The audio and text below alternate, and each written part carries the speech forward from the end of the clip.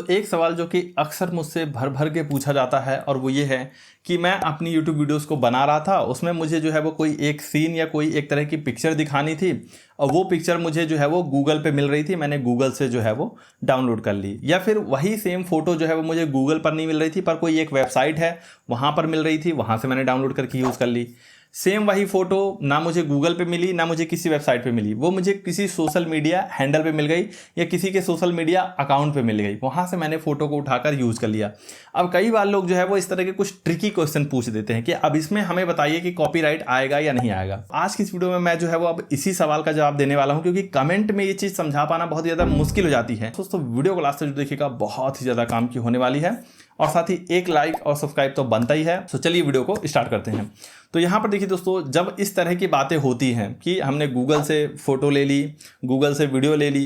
किसी वेबसाइट से photo video ले ली, किसी के सोशल मीडिया अकाउंट से कोई हमने फ़ोटो वीडियो ले ली, तो देखिए ये बहुत सारी चीज़ों पर डिपेंड करता है। जैसे सबसे पहली चीज़ कि आपने कौन से प्लेटफॉर्म का इस्तेमाल किया है ना, वो इसलिए कि अगर आपने जिस प्लेटफॉर्म से कंटेंट उठाया है, अगर वो एक नॉन कॉपीराइट वाला प्लेटफॉर्म है ना, जैसे बहुत सारी वेबसाइट आती हैं जहां पर हमें कॉपीराइट फ्री कंटेंट मिलता ही है। जैसे अगर एग्जांपल के लिए मैं बात करूं तो पिक्साबे करके एक वेबसाइट है जहां पर फोटो, वीडियो, ऑडियो सब आपको वहां पर जो है वो कॉपीराइट फ्री देखने को मिल जाता है या नॉन कॉपीराइटेड देखने को मिल जाता है। अब उस वेबसाइट से आप कोई भी फोटो लो, वीडियो लो, कोई फ़र्क नहीं पड़ता। क्यों? क्योंकि वो जो वेबसाइट है वो बनी ही इस चीज़ के लिए है जहां पर लोग कॉपीराइट फ्री कंटेंट आकर ढूंढ सकें। लेकिन डेफिनेटली उसकी अपनी लिमिटेशन है। अगर आपको कॉपीराइट फ्री सामग्री वहां पर मिल रही है तो जाहिर सी बात है, अगर आपको फ्री में कोई चीज़ मिल रही है तो वो हो सकता है उतनी बहुत ज़्यादा वैल्यूएबल ना हो, वो सिर्फ एक काम चलाऊ कंटेंट हो, जो कि अक्सर होता भी है। कई बार हमें जो है वो उनमें कंटेंट जो मिलते हैं वो बहुत ही जनरल होते हैं। अगर हमें स्पेसिफिक किसी टॉपिक पर वीडियो बनाना है या स्पेसिफिक किसी चीज़ को अपनी ऑडियंस को बताना है तो वो चीज़ें अक्सर ये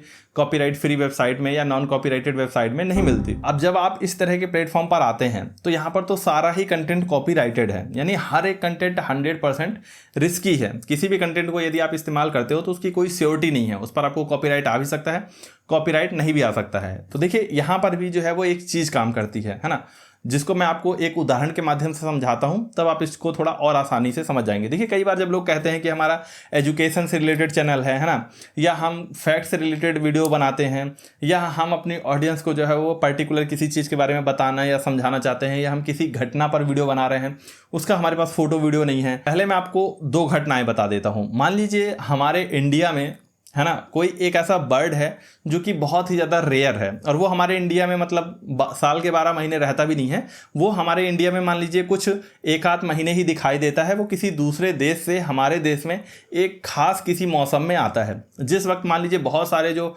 वाइल्ड लाइफ लवर लोग हैं या कुछ जो स्पेशल प्रोफेशनल्स हैं वो यहाँ पर उस बर्ड की जो फ़ोटो है वो उसको यहाँ पर जो है वो शूट करते हैं। उस बर्ड की फ़ोटो जो है वो अच्छे रिजोल्यूशन में जो है वो खींच कर रखते हैं। अब जाहिर सी बात है, अगर प्रोफेशनल इस काम को कर रहे हैं तो उसको फ्री में तो नहीं बांटेंगे। डेफिनेटली वो यहाँ पर जो है वो किसी कंपनी को, किसी वेबसाइट को या जिसको भी इस्तेमाल करने की परमिशन देंगे उसके बदले में उसका चार्ज लेंगे, या उसको एज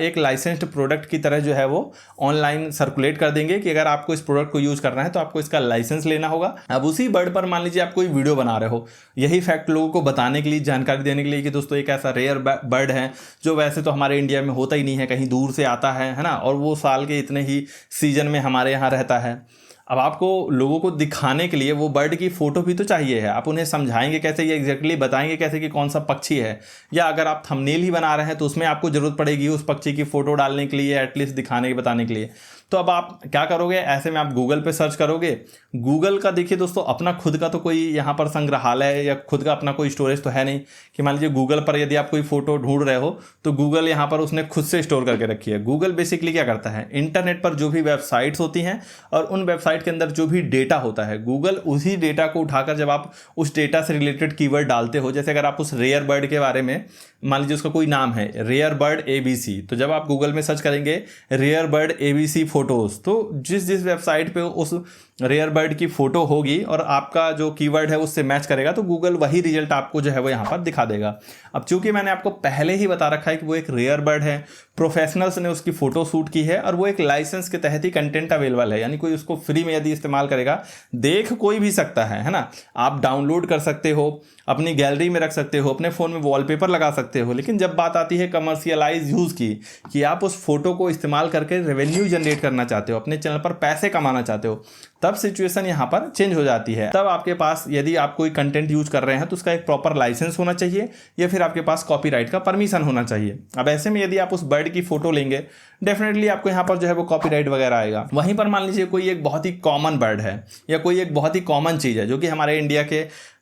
हर जगह पाई जाती है, 12 महीना पाई जाती है ना, और हर किसी व्यक्ति ने उसकी फ़ोटो किसी ने अपनी प्रोफाइल में डाल रखी है, किसी ने वेबसाइट में डाल रखी है ना, किसी ने कहीं पर भी डाल रखी है। उसको यदि आप यूज़ करते हैं तो उसको लेकर लोग इतने ज़्यादा स्ट्रिक्ट नहीं होंगे, फ्री में भी अवेलेबल है, किसी को उसके कॉपीराइट की भी नहीं पड़ी है। लोगों को लगता है ठीक है, आपको इस बर्ड की फ़ोटो लेना है ले लो, हमें कोई फ़र्क नहीं पड़ता है ना। या फिर वो बर्ड इतनी रेयर नहीं है, हर किसी के पास उसकी फ़ोटो है। तो मान लीजिए अगर आप उसकी कोई फ़ोटो यूज़ कर भी लेते हैं, तो अब बर्ड तो मोस्टली दिखने में सब सिमिलर ही होती हैं, किसने कौन सी फ़ोटो ली, किसकी फ़ोटो ओरिजिनल है, इसका पता कर पाना बहुत ही ज़्यादा मुश्किल है। या फिर मान लीजिए लोग इसमें ज़्यादातर लोग क्या करते हैं कि अगर ऑनलाइन कोई उसकी फ़ोटो है या उसका कोई मटेरियल है तो उस पर वो एक वाटर मार्क ऐड कर देते हैं। वाटर मार्क मतलब उस फोटो में जो है वो एक टेक्स्ट होगा जो कि पूरी तरह से दिखाई नहीं देगा, हल्के हल्के अक्षरों में जो है वो उसमें एक ट्रेड मार्क लगा होता है, और जो कि उसमें कॉपीराइट की तरह काम करता है। यानी कोई एक रेयर बर्ड है, उसकी फ़ोटो मैंने भी ली, सामने वाले व्यक्ति ने भी ली, तो मेरी जो कंपनी है या मेरा जो भी यहाँ पर एज अ आर्टिस्ट मेरा जो भी नाम है या जो भी मैं उसमें चाहता हूँ, मैं उसमें एक वाटर मार्क डाल दूंगा। सामने वाला व्यक्ति अपनी फ़ोटो में अपना वाटर मार्क डालेगा, जिससे हमारी यहाँ पर जो है वो पहचान हो जाएगी। लेकिन मान लीजिए कोई बहुत ही कॉमन पक्षी है ना, तो हम उसमें कोई वाटर मार्क वगैरह डालेंगे ही नहीं। मान लीजिए हम प्रोफेशनल भी हैं तो उसकी कुछ अच्छी फ़ोटोज़ हम यहाँ पर शूट करेंगे और ऐसे ही अपलोड कर देंगे सोशल मीडिया पे, वेबसाइट पे पब्लिकली छोड़ देंगे, तो उससे किसी को इतना ज़्यादा फर्क नहीं पड़ता है। अगर आप वो कंटेंट यहाँ पर एक बार को यूज़ भी कर लेंगे तब भी यहाँ पर आपको उसके लिए कॉपीराइट नहीं आएगा। उस कंटेंट की वैल्यू क्या है, वो कितना रेयर है, और उसको इस्तेमाल करने पर पास्ट में लोगों के साथ क्या हाल हुआ है, उसके ऊपर ही डिपेंड करता है कि जो भी इस तरह का कॉपीराइटेड मटेरियल है उसको यदि आप इस्तेमाल करते हो तो आपके साथ भी यहाँ पर जो है वो क्या होगा। सो वीडियो कैसा लगा हमें जरूर बताएं, अच्छा लगा हो तो लाइक कर दीजिए, चैनल को सब्सक्राइब नहीं किया सब्सक्राइब कर दीजिए। सुनते हैं अपनी नेक्स्ट वीडियो में, तब तक के लिए good bye and take care.